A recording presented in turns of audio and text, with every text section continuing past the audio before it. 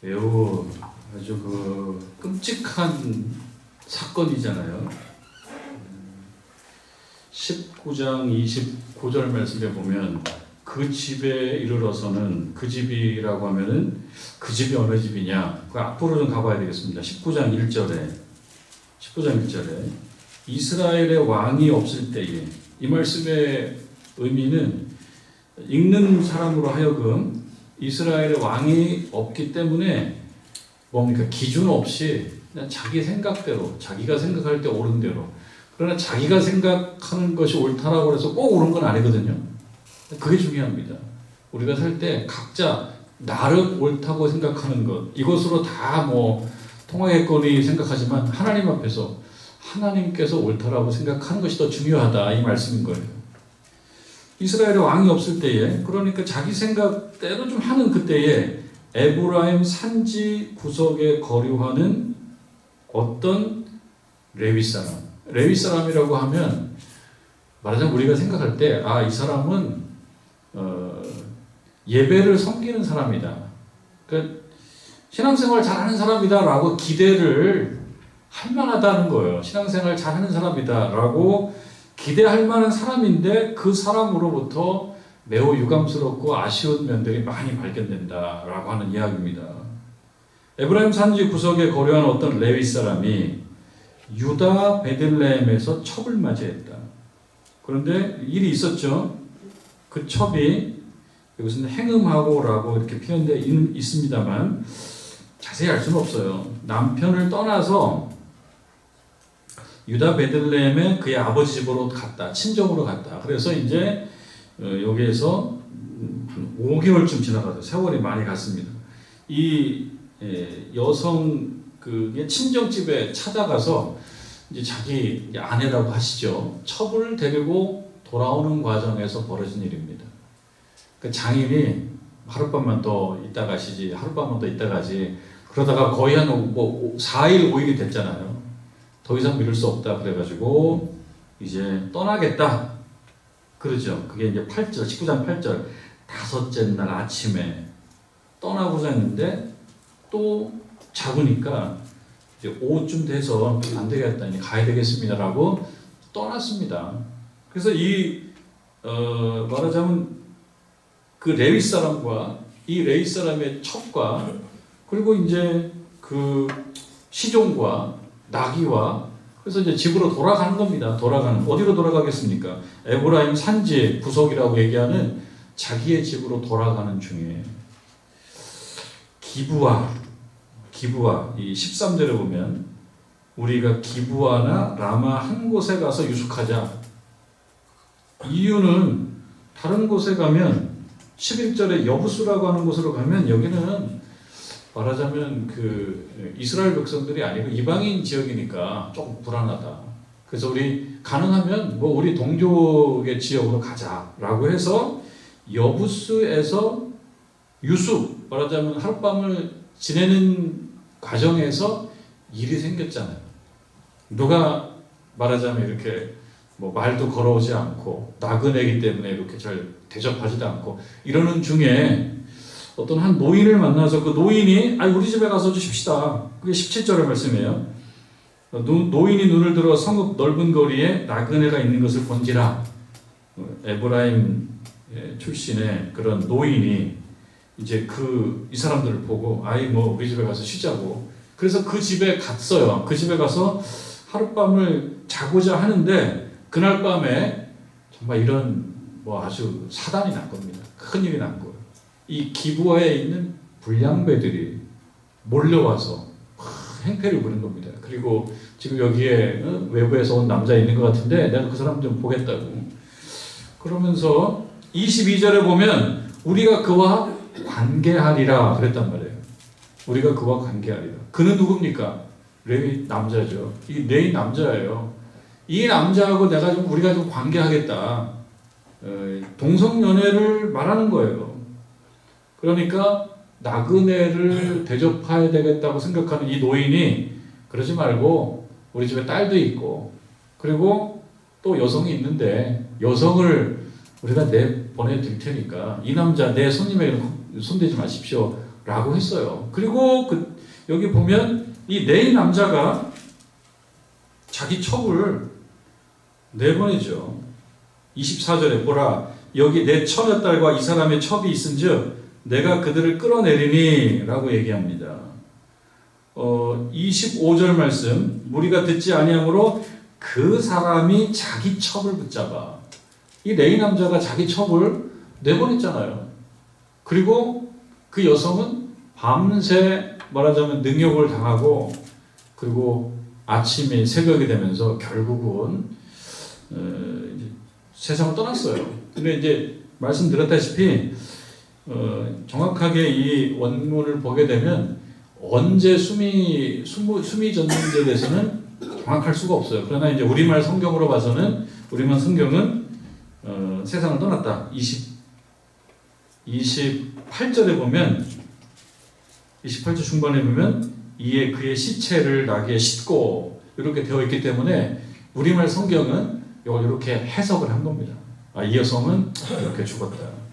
그리고 이 남자가 이 밤새도록 능욕을 당하고 결국은 죽은 자기 첩을 나귀에 싣고 자기 집으로 돌아와서 보통 사람 같으면 어떻게 해야 됩니까? 참 가슴 아파하고 그 다음에 장례를 잘 치러주는 걸로 마무리가 되면 이런 불행한 일이 있었구나 참 안타깝다라고 넘어갈 수 있는데 이 남자는 이 문제를 좀 크게 확대시키기를 원했습니다. 이거를 그냥 덮을 생각이 없었어요. 일을 좀 크게 좀 삼으려고 했던 거예요. 그래서 29절에 보면 참 그 집에 이르러서는 칼을 가지고 자기 첩의 시체를 거두어서 그 마디를 찍어 참 표현도 굉장히 참 뭐라고 해야 될까요? 아주 있는 그대로 적나라하게 표현했어요. 시체를 보도 그 마디를 찍어 12덩이를 냈다는 거예요. 그러니까 오늘날로 얘기하면 정말 토막이에요. 12토막이에요. 이것을 이스라엘 사방에 두루 보냈다. 그러니까 이스라엘 사방에 두루 보냈다라고 하는 것을 보통은 이스라엘 지파들에게 다 보냈다는 겁니다. 지파들. 이런 일이, 그러니까 이거는 뭡니까? 이 일을 좀 이 문제를 삼겠다는 거죠. 그럴 수도 있습니다. 이거를 그냥 둘 수는 없다. 문제를 좀 삼아야 되겠다. 이거를 그냥 덮을 수는 없다. 여기까지는 우리도 납득할 수가 있습니다. 일을 좀 삼아야 되겠다는 건 납득할 수 있어요. 그러나 이런 방법으로 일을 삼아야 되는지에 대해서는 참 우리들도 참 고개를 갸우뚱하게 만드는 이런 참 당황스러운 상황입니다. 그래서 이게 보시면 이제 이스라엘에 두루 보내서 참 어떤 식으로 보냈는지는 나오지 않잖아요. 오늘날에 얘기하면 정말 무슨 하여튼 뭐 설명하기 어렵습니다. 30절에 각 지파별로 말하자면 다 보내졌다라는 것을 전제하고 읽어봅니다. 30절에 보면 그것을 보는 자가 그러니까 다 보내서 이 끔찍한 상황을 접하는 거죠. 누가 접합니까? 이스라엘 사람들이 접합니다. 이스라엘의 여러 지파들이 이곳저곳 흩어져 사는 여러 지파들이 이걸 다 확인합니다. 이 말하자면 오늘날 얘기하면 상자를 열었는데 이런 끔찍한 상황을 접했을 때 이게 얼마나 정말 당혹스럽겠습니까? 그것을 보는 자가 다 이르되 이스라엘 자손이 애굽 땅에서 올라온 날부터 오늘까지 이런 일은 일어나지 않았다. 그러니까 이러한 모습을 오늘날처럼 어떤 법치가 충분히 잘 갖춰지지 않은 시대에 일어날 수도 있지라고 생각할 수도 있겠지만 그러나 이 말씀을 놓고 보면 그건 아니라는 거예요. 오늘날 시각으로 봤을 때도 이런 일은 없어야 되는데 그때 시각으로 봐도 이런 일들은 없었다는 거죠. 물론 오늘날에 이런 일이 우리가 이런 뉴스를 뭐 간혹 보기도 합니다만 주변에서 벌어지진 않지만 우리가 모르는 데서 또 이런 일들이 없지는 않아요. 참 가끔 접합니다. 영화 같은 데서 소재가 되는 일, 영화의 소재가 됩니다. 없지는 않아요. 그러나 드러내고 싶지 않은 기사입니다. 그리고 이 기사를 서로 주제로 대화를 나누고 싶지도 않아요.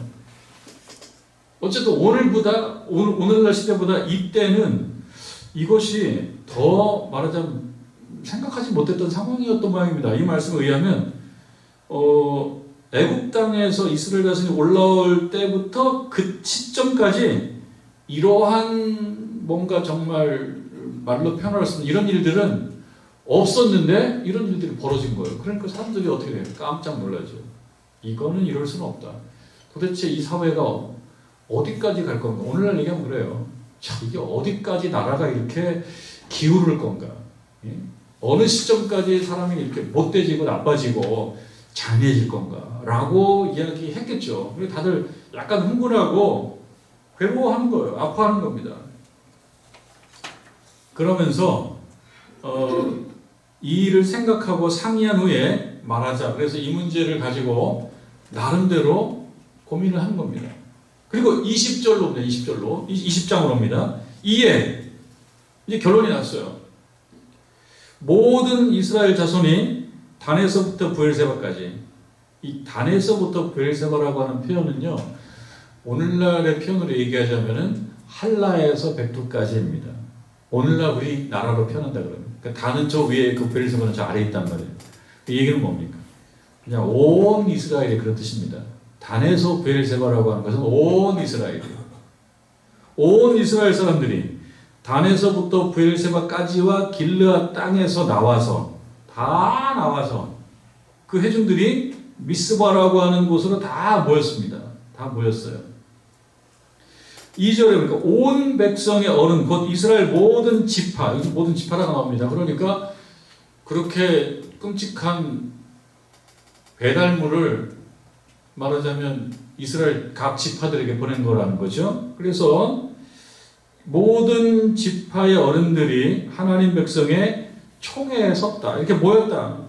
이때는 칼을 빼는 보병은 40만 명이었다. 그러니까 이게 뭡니까? 40만 명의 보병, 오늘날 얘기하면 군인들이죠. 40만 명의 전사들이 모일 정도니까 이거는 그냥 둘 수 없다라고 그 전에 어떤 여기 나오는 이 일을 생각하고 상의한 그 내용인 거죠. 이게 얼만큼 생각하고 상의했는지를 모르지만 이 생각과 상의 그리고 회의 이 결과 이거 뭔가 좀 한판 벌여야 되겠다. 이건 그냥 둘 수 없다라고 생각해서 모은 지파가 모였고 여기에 병력들도 모였다는 겁니다. 크게 한판이 벌어질 수 있는 그런 상황입니다. 그리고 이때 말하자면 이 레위 남자, 이 남자도 불렀습니다. 이 관계자를 부른 거죠. 그래서 이제 얘기를 들어보려고 하는 겁니다. 3절에 이스라엘 자손이 미스바에 올라간 것을 베냐민 자손이 들었더라. 사건이 커진 거죠. 지금 뭔가 웅성거리는 겁니다. 이스라엘 자손이 이르되 이 악한 일이 어떻게 일어났는지 우리에게 말하라 라고 하면서 이 레위 사람에게 질문합니다. 그러니까 이 레위 사람이 말을 합니다. 여기 보니까 레위 사람 곧 죽임을 당한 여인의 남편이 대답합니다. 이제 이 사건에 대해서 이 사건을 지금 말하자면 좀 그냥 덮지 않고 이를 삼겠다라고 하는 거예요. 그러니까 이 레위 남자, 이 레위 사람이 어떤 얘기를 하는지 우리가 좀 들어봐야 됩니다. 이를 삼겠다는 거거든요. 가만둘 수 없다고 이 사람이 생각한 거예요. 뭐라고 얘기했는지 들어봅니다. 이르되 내가 내 척과 더불어 베냐민에 속한 기브아에 유숙하러 갔다. 이거는 팩트입니다. 그렇죠? 그럼 맞는 얘기잖아요.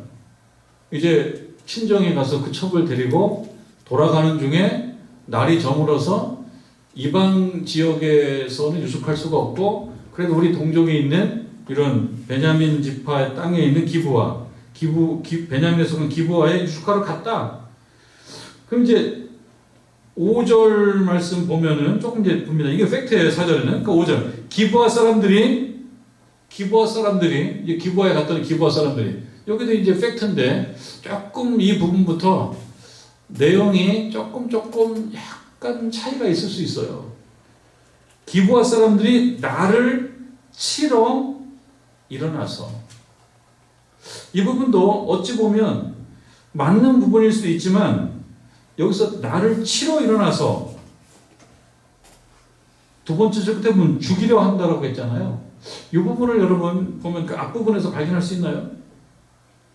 22절에 그들이 19장 22절 그들이 마음을 즐겁게 할 때에 이거는 이제 그 노인의 집에 유숙할 때에 그 성읍의 불량배들이에요. 불량배들이 문제야. 이놈 녀석들이 문제야. 이놈 자식들. 불량배들이 그 집을 에워싸고 문을 두들기면서 집주인 노인에게 말하되 내 집에 들어온 사람을 끌어내라. 왜 끌어내라는 거예요? 죽이겠다는 뜻입니까? 죽이겠다는 그런 표현은 없어요. 우리가 그와 관계하리라. 이런 거였습니다. 자, 근데 여기서 5절에 보면, 20장 5절에 보면, 기브아 사람들이 나를 치러 일어나서, 여기까지는 뭐 그런 대로, 그럴 수 있어요. 그 다음에, 밤에 내가 묵고 있던 집을 에워싸고, 이것도 맞는 말이에요. 그 다음에, 나를 죽이려 했다. 피해자가 누굽니까? 내가 위협을 당했다라는, 내가 위협을 많이 당했다. 위협을 당하기도 했겠지만, 나를 죽이려 한 것까지에 대해서는 다소 과장이 있습니다. 나를 죽이려 하고 내 첩을 욕보여 그를 죽게 한지라. 누가요? 기브아 사람들이. 이 부분을 보면은 틀린 말은 아니에요. 그러나 그 말이 충분히 맞는 말도 아닌 거예요. 그러니까 기브아 사람들이 나를 치러 일어나서 나를 죽이려 하고 내 첩을 욕보아서 그를 죽게 했다. 그러면 이 말을 듣는 온 지파 사람들은 이 분노가 있잖아요. 이 분노가 어디를 향하는 거예요? 이 분노가. 사실은 여기 보면 불량배 이 녀석들이거든요. 이 불량배 녀석들이 문제예요. 기브아 사람들 전체가 문제는 아니었어요. 불량배 녀석들. 그런데 지금 5절에 보면 기브아 사람들이 나를 죽이려 하고 내 첩을 욕보여 그를 죽게 했다. 그렇게 되면 기브아 사람들이 자신을 치러 왔으나 남자를 대상으로 사실은 동성연애 하려고 하는 그 의도를 갖고 왔는데, 그리고 이 문제를 일으킨 사람들이 지역 전체 사람들이 아니고 불량배들이었는데, 이제 그 타겟이, 그 목표물이 불량배들로 한정된 게 아니고 기브아 전체로 그 책임을 향하게 하는 거죠. 분노의 대상이 되는 겁니다. 그러니까 이건 누가 지금 사실은 이렇게 의도하고 있냐면 이 레위 사람이 그렇게 만들고 있습니다. 그럼 이 레위 사람의 말 한마디에 따라서 이스라엘 전체 이 백성들은 그 분노, 정말 이 분노의 방향이 어디로 갈 것인지를 결정하는 거예요. 이거 매우 중요한 겁니다. 구체적으로 이야기를 해서 구체적으로 상황을 하게 해야 되는데 지금 그러지 않고 기브아 사람들 쪽으로 전체적으로 방향을 갖게 만들었다라고 하는 거예요. 분노의 방향을. 이것은 중요하죠. 그래서 이 사실이 포함되어 있지만 이 사실 자체가 좀 편집이 되어 있어요. 우리가 살아가면서 어떤 사건과 어떤 말을 누구에게 옮길 때 사실 그대로 옮기기는 쉽지는 않지만, 그러나 편집을 해가지고 그 내용 자체의 중요 부분마저도 바뀌게 만들어버리게 되면 그것은 정직하지 않은 거거든요. 이런 거는 우리가 사실 언론을 통해서 많이 느끼고 오늘날 이 정치 문화 속에서도 이런 면들을 종종 보게 됩니다. 어떤 사실이 제3자에게 전달되는 과정 속에 사실은 조금씩 뭐 차이는 있을 수 있습니다. 그대로 100% 똑같이 옮겨지는 어렵겠습니다만, 그러나 내용이 본질적으로 달라질 수도 있어요. 그리고 분노의 방향, 그리고 그것으로 인해서 그걸 듣는 사람들 마음속에 불러일으켜지는 그 마음 상태, 이게 분노여야 되는지 어떤 심판이어야 되는지 어떤 연민이어야 되는지라고 했을 때 지금 이 이야기는 기브아 사람들을 향한 분노가 막 불붙고 있습니다. 자, 근데 여러분 이제 생각을 해보는 거죠. 왜 이 남자는 살고 이 여성은 죽었을까? 여러분 한번 생각해 보는 거죠. 그와 에브라임 그 노인이 그 여성들을 밖으로 내보냈기 때문이잖아요. 원래는 이 여성들에 대해서 볼 일이 있었던 게 아니었잖아요. 이 남자에게 볼 일이 있었던 거예요. 용모가 있었던 거예요. 그런데 이 노인과 이 레위 남자가 어떻게 했습니까? 여자로 이거를 좀 해결하려고 여자를 내보낸 거 아닙니까? 여자들은 그냥 있다가 그냥 피해를 본 케이스예요. 사실은 누가 죽어야 돼요? 죽으려면 그 남자가 죽었어야 되는데 남자가 죽지 않고 피해는 그 여자가 보게 되었습니다. 여기를 보게 되면 이 남자가 이 여성을 적극적으로 보호하려고 했던 건 아니잖아요. 자기가 위험하니까 이 노인이 여성 둘을 내보내려고 그랬고, 그리고 여기에 이 친구들이, 이 불량배들이, 여러분 25절에 보면 무리가 듣지 않아요. 이 친구들이, 이 불량배 이 녀석들이 뭔가 이렇게 가라앉질 않아요. 그러니까 어떡합니까? 듣지 않기 때문에 그 사람이 자기 척을 붙잡아서 내보냈다. 그들과 밖으로 끌어내매 그들이 그 여자와 관계했다. 그러니까 이 남자 대신 이 여성이 말하자면 피해를 보다가 결국 사망에 이르는 거였습니다. 그러니까 이 남성이 이 여성을 보호하기 위해서 최선을 다하거나 책임을 다했거나 이런 내용들은 없어요. 이런 걸 보고 오늘날 법에서는 미필적 고의라는 말을 써요. 어떤 사람이 죽었어요. 죽었을 때 언뜻 보면 이 남자가 책임이 없는 것 같아요. 언뜻 보면. 왜냐하면 이 남자가 죽이려고 한 게 아니니까. 누가 죽였습니까? 결국은 이 불량배 이 녀석들이 그냥 밤새도록 능욕해서 그렇게 이제 피해를 크게 본 거 아닙니까? 그러면 벌을 누가 받아야 됩니까? 벌을. 이 불량배 이 녀석들이 벌을 받아야죠. 그러나 이 사건을 잘 눈여겨보게 되면 오늘날 이제 법률 용어로 미필적 고의라고 하는 것.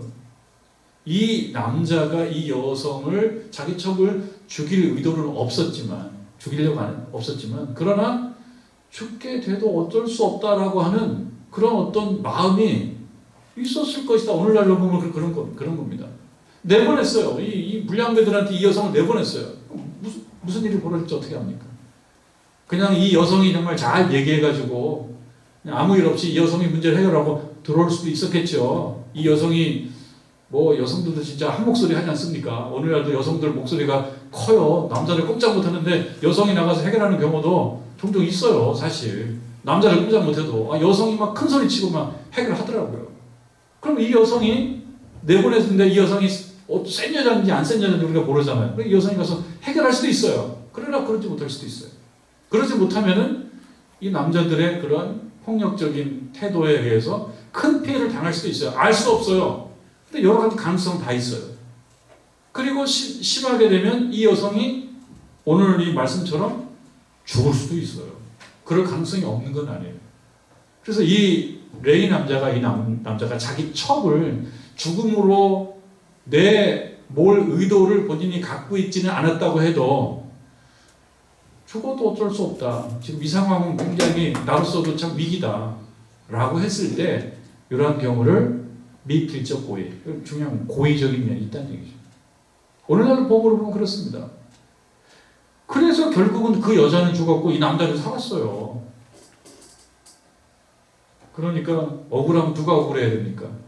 이 여성이 억울해야 돼요. 이 레위 남자가 억울해야 돼요.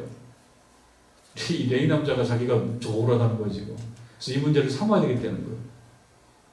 억울하면은 이 남편에 의해서 밀려나간 이 여성이 누구에 대해서 이 기브아의 못된 불량배 이 녀석들과 또 이 남편은 지금 자기가 피해자라고 이 문제를 삼았는데 이 여성이 지금 자기 목소리를 낼 수 있다 그러면은 누구까지 이렇게 같이 그냥 싸잡아서 누구까지 고발해야 됩니까? 이 남편까지. 아마 그 얘기 할 거예요. 여러분들 들어보세요. 그러면서 이 남자가 나를 사실은 밀어냈다고, 그리고 본인이 지금 피해자 행세하고 있다고. 피해자 코스프레라고 하죠. 코스프레. 요즘에 코스프레라는 말 쓰죠. 피해자인 척하는 거예요. 사실은 제일 억울한 사람은 나라니까요. 그렇게 아마 얘기할 가능성이 있어요. 이 세상 떠난 이 부인이.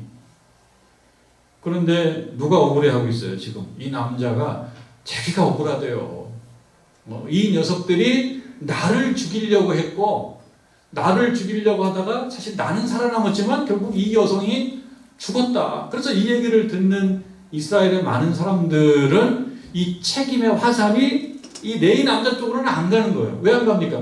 본인이 필요한 얘기만 했으니까.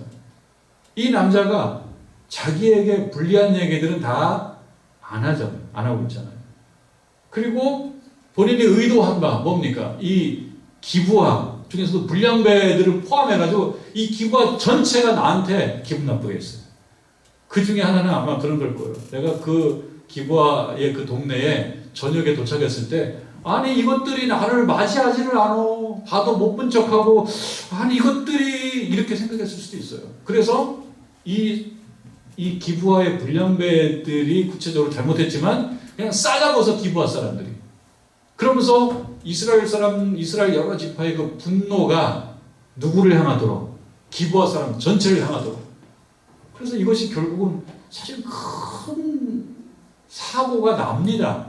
오늘 말씀에 나는 그 이후의 말씀에 이제 그 사건을 우리가 보겠습니다만 결국은 이것이 이 레위 사람이 의도한 바대로의 결과일 수도 있겠지만 그러나 핵심에서 좀 벗어난 결과들이 나타나고 있습니다. 물론 이 모든 것들은 하나님께서 다 심판하는 거긴 해요. 그러나 이 기부와 남자, 이 레위 남자만 놓고 봤을 때는 자기 생각에 맞는 자기가 볼 때 불리한 것들은 다 제하고 그래서 이스라엘 백성들을 어떻게 합니까? 선동하는 거죠. 뭘 만들어요? 분노.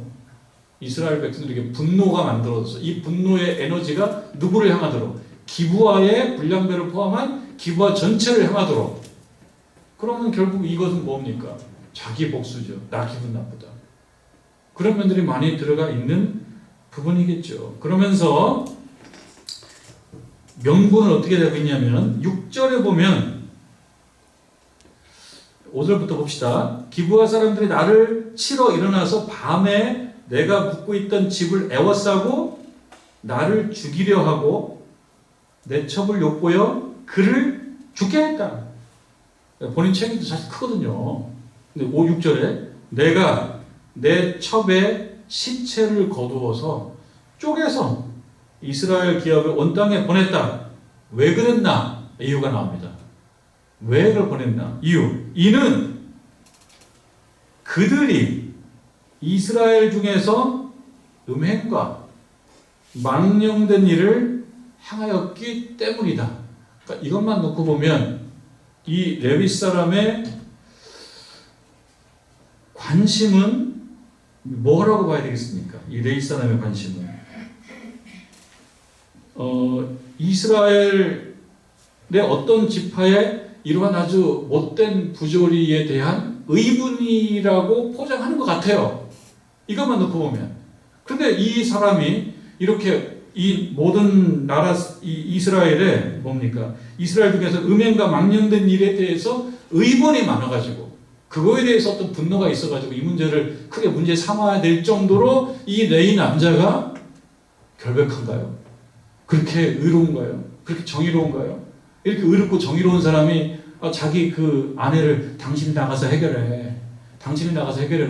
이 여성을 밀어내가지고 오늘날 얘기하면 미필적 고의의 주체로서 그렇게 한 사람이 지금 이야기는 이스라엘 중에 이런 음행이 있고 망령된 일이 있기 때문에 내가 이 문제를 크게 좀 삼아야 되겠다. 일을 삼아야 되겠다. 라는 식으로 이 모든 명분을 조금씩 조정을 하고 있습니다. 그러면서 7절에 이스라엘 자손들아 너희가 다 여기 있은즉 너희의 의견과 방책을 낼지어다. 그러니까 너희의 의견과 방책. 그러니까 이스라엘 모든 백성들이요 이거 가만둬야 되겠습니까? 누구에 대해서? 기브아 사람들에 대해서. 그리고 기브아 지역이 베냐민에 속했기 때문에 그건 베냐민을 상대로 이게 사건이 굉장히 커집니다. 그러면서 이 사람이 사실은 자기의 문제고 자기가 좀 더 지혜로우면 될 문제고 그런 문제를 가지고 지금 이스라엘의 큰 문제로 지금 삼고 있습니다. 그러면서 의견과 방책을 내라. 이 의견과 방책은 여러분 우리가 예상컨대 무엇입니까? 우리가 짐작컨대 가만두지 말라. 이 기부와의 이 인간들, 이 친구들 가만두지 말라. 그 자기 힘은 안 되니까 모든 사람을 동원하는 거예요. 이 남자는 모인 사람들을 선동하고 있죠. 그리고 분노를 일으키고 있죠. 그리고 그 분노의 방향을 어떤 대상을 향하게 잘 끌어가고 있습니다. 어떤 식으로요? 팩트를 잘 편집함으로써. 팩트가 곧 진실은 아니거든요. 팩트는 그대로 잘 전달될 때 진실이 전달될 수 있는데 팩트를 편집하면요. 진실이 아니에요. 약간 진실이 왜곡된 진실이 되어버립니다. 그래서 지금 자기는 빠져나가잖아요. 자기는 빠져나가면서 나쁜 사람은 누굽니까? 기부할 사람들은 나쁜 사람들이고 그리고 베냐민 사람은 나쁜 사람들이고 본인은 빠져나가고 이 부분을 보면서 유명한 사람이죠. 2차 세계대전에 하여튼 히틀러 유명한 사람이죠. 그 히틀러의 중요한 참모 역할을 했던 사람 중에 그 풀 네임을 얘기하자면 파울 조셉 게벨스라는 사람이 있어요. 그러니까 우리가 괴벨스가 알려져 있습니다. 괴벨스가 알려져 있는데 이 사람의 그 전체 이름은 파울이에요. 그러니까 바울입니다. 폴 그다음에 요세프. 그 영어로는 조셉이라고도 하기도 하고 독일어는 요셉이라고 하고 발음 조금씩 다른데요. 독일어로 그냥 얘기하자면 파울 요세프 괴벨스예요. 이 사람은 어떤 사람이냐면은 선전 장관입니다. 선전부 장관. 그러니까 선동 장관입니다. 그 생각이 났어요. 이 본문을 보다가 요 레위 사람이 이 이스라엘 백성들에게 분노를 일으키게 하면서 어떤 단체, 집단 행동을 하게 만드는 이런 과정을 볼 때 이 괴벨스 생각이 제가 좀 났어요. 그래서 조금 찾아봤어요. 이 괴벨스라는 사람이 한 얘기가 굉장히 많거든요. 어쩌면 명언들이 많아요. 명언들. 이 괴벨스가 말하자면 독일 사람들을 선전선동해가지고 유대인들 다 죽여야 된다고. 그 사람들이 그 얘기를 듣고 유대인들을 죽여야 되는구나. 그런 마음을 갖게 만든 사람이 괴벨스인데 워낙 이 사람이 사람 심리를 잘 알아요. 이 괴벨스가. 그래서 이 사람이 독일 국민들에게 극단적인 반유대주의를 설파하거든요. 그래서 이 홀로코스트 유대인 대학살 요거 일어나게 만드는데 아주 혁혁한 공을 세운 사람이 괴벨스입니다.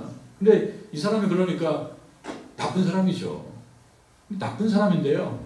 그가 끼친 이 악영향과 별도로 많은 사람들이 뭘 생각하게 되냐면 사람은 이런 면이 있구나.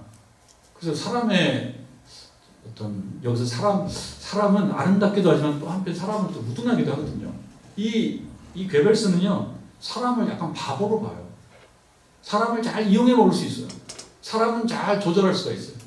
머리만 잘 쓰면은 잘 속여 먹을 수 있어요. 이 괴벨스 입장에서 보면 그래요.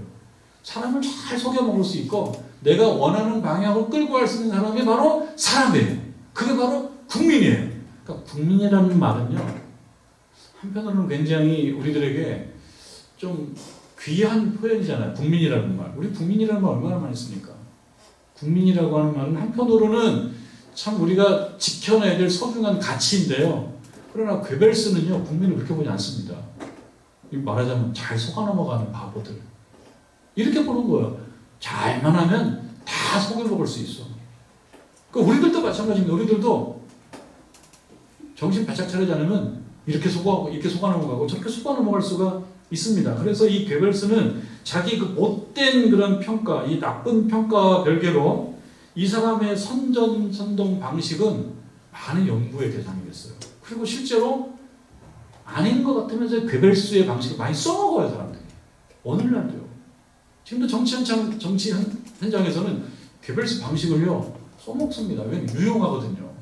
여러분, 그래서 제가 좀 문장을 쓰면서 괴벨스의 주옥 같은 명언들을 들어보자 그러면서 주옥 같은이라는 말을 가려 열고 물음표를 딱 썼어요. 주옥 같지는 않죠. 그런데 주옥 같은 말이에요. 사람들이 이거를 듣고 많이 배워요. 그래서 이 레위인에게 대입해 보면 어느 점이 좀 비슷하게 맞아 떨어지는 부분도 있는데요. 이 괴벨스의 말로 알려져 있는 아주 많이 알려져 있는 말들이 있어요. 여러분 제가 한번 말씀해 드려보겠습니다. 이런 말이에요. 선동은 한 문장으로 가능하다. 선동. 그러나 그 선동 한 문장을 반박하려면 수십 장의 문서와 증거가 필요하다. 여러분 동의하십니까? 실제로 그래요. 선동은요. 한 문장으로 한 문장 그냥 속아 넘어가요. 우리들도 종종 속습니다. 우리들도 뉴스로 속고 또 어떤 사람의 한두 마디로 속고 속을 때가 참 많아요. 근데 이것을 반박하려고 하면 반박이 너무 힘들어요. 수십 장을 준비하다가 시간 다 골든타임이 다 나가버려요. 그것을 반박하려고 할 때는 이미 사람들은 선동되어 있다. 괴벨스의 말이에요. 괴벨스가 보니까 사람들은 한 문장만 잘 써도 다 선동이 된다는 거예요. 그리고 보면 지금 이 레위 사람이 이스라엘 백성들에게 한 문장과 비슷한 짧은 몇 마디로 해요. 이거 보시오. 이거 보면 다 알지 않습니까? 한 문장과 같아요. 마음에 분노가 막 생기는 거예요. 자, 괴벨스 얘기 중에 이런 말이 있어요. 대중은 이해력이 부족하고 잘 잊어버린다. 대중은 누굽니까? 우리들이에요, 우리들. 저도 그렇고 여러분도 대중입니다, 대중. 국민이고 대중입니다. 근데 이 대중 국민의 특징이 뭐냐면 이해력이 부족하고 잘 잊어버린대요. 그런 거 보면 맞아요. 우리들도 금방금방 잊어버려요. 작년 일 다 잊어버렸죠, 뭐. 3년 전 일 다 잊어버렸죠, 뭐. 그리고 머리 좋은 사람들 생각합니다. 요 문제 그냥 잘 붙잡고 한 달만 잘 그냥 버티고 있으면 다 잊어버려, 사람들. 다 잊어버려. 그리고 이슈는 이슈로 덮는다. 유명한 정치 명언이에요. 이슈는 이슈로 덮는다. 이슈 큰 거 나오면 다 잊어버려. 그게 우리들의 모습이라는 거예요. 또 있어요. 적에 맞서려면 무엇보다 대중들의 한없는 증오를 활용해야 된다. 증오. 이 레위 사람이 증오를 활용하고 있어요. 증오심. 이거 에너지가 엄청 큽니다. 증오. 또 있습니다. 분노와 증오는 대중을 열광시키는 가장 강력한 힘입니다. 이 레위 사람이 보낸 이 12 토막의 부분들, 이걸 봤을 때 경악스럽죠. 뭐가 생깁니까? 경악, 분노. 이 분노는 뭡니까? 대중을 열광시켜요. 강력한 힘이 있어요. 재밌는 얘기가 있습니다. 기왕 거짓말을 하려면 될 수 있는 대로 크게 하라. 여러분 혹시 거짓말 하고 싶으시면 될 수 있는 대로 크게 하래요. 왜냐? 대중은 작은 거짓말보다 큰 거짓말을 믿는다. 사실 큰 거짓말 그냥 잘 넘어와요. 큰 거짓말. 잘 믿어줘요. 또 있습니다. 사람들이 거짓말을 계속 듣게 되면 처음에는 절대 아니라고 생각하다가, 이건 유명한 말입니다. 그 다음에는 의심하게 되고 계속 듣다 보면 진실이라고 믿는다. 그 다음에 또 있어요. 거짓과 진실의 적절한 배합은 100% 거짓보다 더 큰 효과를 낸다. 이 부분이 지금 이 레위 사람의 이 얘기가 좀 맞아떨어져요. 말하자면 거짓과 팩트를 잘 편집하면 굉장히 강력한 힘이 된다는 거예요. 그리고 여러분 오늘 우리가 읽고 나누진 않았습니다만 8장 위에 보면요. 큰 사고가 터집니다. 이 분노의 에너지가 나라 하나를 박살내요. 그게 지금 나와요. 이제. 오늘은 그 부분을 다루지 않습니다. 여러분 오늘날 많은 정치인들이 포퓰리스트들이 뭐라고 얘기하냐면 국민은 언제나 옳다 이런 말 써요. 저는 생각해요. 그것이 속아는 거지 말라. 여러분 국민이 언제나 옳습니까? 대중 얼마나 옳습니까? 그럼 목사님 정치적인 말씀하시냐라고 얘기를 했는지 모르겠습니다만 국민이 언제나 옳지 않아요. 왜냐하면 국민 중에는요. 지난번에 말씀드렸지만 지하철 진상들도 있어요. 그리고 뭡니까? 조직폭력배도 있어요. 그 안에는. 사기꾼도 있고요. 성격 파탄자도 있고요. 어느 경우는 약간 정신이 이상한 사람들도 있어요. 그리고 강한 사람에는 꼼짝 못하면서 약한 사람을 괴롭히는 사람들이 있어요. 뭐 예를 들면 자동차 타고 가다가 그냥 갑질하는 사람이 있단 말이에요. 자동차 나 좀 불편하게 하면은 저 앞에 가서 딱 세워버리고 그냥 못 가게 한 다음에 참 내려가지고 뭐 나무 하나를 갖고 나온다든지 뭐 하나 갖고 나와서 위협하고. 그런데 또 재밌는 일이 있어요. 그렇게 위협하라고 다 의기양양하게 내렸는데 저 뒤에 차가 꼼짝 못하고 서 있는 차에서 너 나와봐 그랬는데 그 안에서 이만한 사람이 나오면은 도망가요. 그런 경우도 있어요. 그러니까 약한 사람에 대해서는 힘을 발휘하려고 그러는데 강한 사람이 나타나면은 이렇게 머리 긁으면서 도망가요. 저 그런 영상도 몇 개 봤어요. 다 국민이거든요. 그러니까 국민들 중에서는 좋은 사람들도 있지만 어느 경우는 파렴치한 사람도 있어요. 그러니까 국민이 언제나 옳다. 이 말은 굉장히 멋있는 말 같은데 강론으로 들어가면 틀린 부분이 굉장히 많아요. 그래서 이 말은 어떻게 봐야 됩니까? 국민은 종종 틀리다. 이게 사실은 정직한 얘기예요. 국민은 종종 틀려요. 그러면 또 국민을 우습게 봤다고 얘기하겠죠. 근데 국민 속에 들어가면은 이 사람 저 사람이 많거든요. 못된 사람들도 있고. 사도 바울이 로마서 3장 9절에 그 유명한 말씀 있지 않습니까? 제가 새 번역을 읽어드립니다. 새 번역으로요. 그러면 어떻습니까? 우리 유대 사람에게 더 나은 것이 있습니까? 전혀 그렇지 않습니다. 유대 사람이나 그리스 사람이나 다 같이 죄 아래에 있으면 우리가 이미 지적했습니다. 성경이 이렇게 기록되어 있습니다. 의인은 없다, 하나도 없다. 여러분 아시죠? 의인은 없나니 하나도 없다. 그리고 그 다음에 뭐라고 되어 있냐면요. 11절에 로마서 3장 11절에 깨닫는 사람도 없고 하나님을 찾는 사람도 없다. 모두가 곁길로 빠져서 쓸모가 없게 되었다. 사도 바울의 진단입니다. 모두가 곁길로 빠져가지고 잘못된 길을 많이 간다는 거예요. 선한 일을 하는 사람 없다. 한 사람도 없다. 그들의 목구멍은 열린 무덤이다. 혀는 사람을 속인다. 입술에는 독사의 독이 있다. 입에는 저주와 독설이 가득 차 있다. 그래서 여러분들 사람은 아름다운 거 맞습니다. 사람이 아름다운 거 맞지만 또 한편으로 사람은 하나님 앞에서 매우 죄가 많은 죄성을 많이 갖고 있어서 거짓말도 잘하고 또 거짓말에 속기도 잘 속아요. 때때로는 선동도 하지만 어느 경우는 선동도 잘 당해요. 그래서 때때로는 이성적이지만 때때로는 광기는 뭡니까? 집단으로 보이면은 광기의 군중이 되어버려요. 그런 경우가 있어서 우리들에게 요구되는 건 뭡니까? 누구를 이 괴벨스처럼 유대인들을 학살하고 이런 데 써먹으면 안 되고 이 심리를 공부는 하는데 괴벨스의 진단이 틀린 건 아닙니다. 공부는 하는데 누구를 괴롭히는 일에 써먹을 게 아니라 어떤 사람을 이롭게 하는데 이 심리를 써먹어야죠. 그렇게 해야죠. 그리고 우리가 지혜로워서 어떤 것이 선동이고 어떤 것이 진실이고 이런 걸 잘 알아야지 실수하지 않고 나갈 수 있다. 그래서 우리도 공부도 해야 되는 겁니다.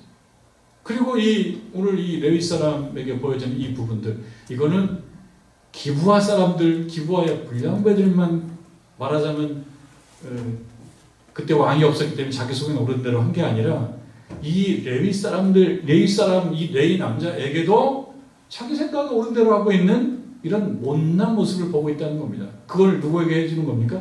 우리들에게 해주는 거죠. 우리들이 그렇지 말아요.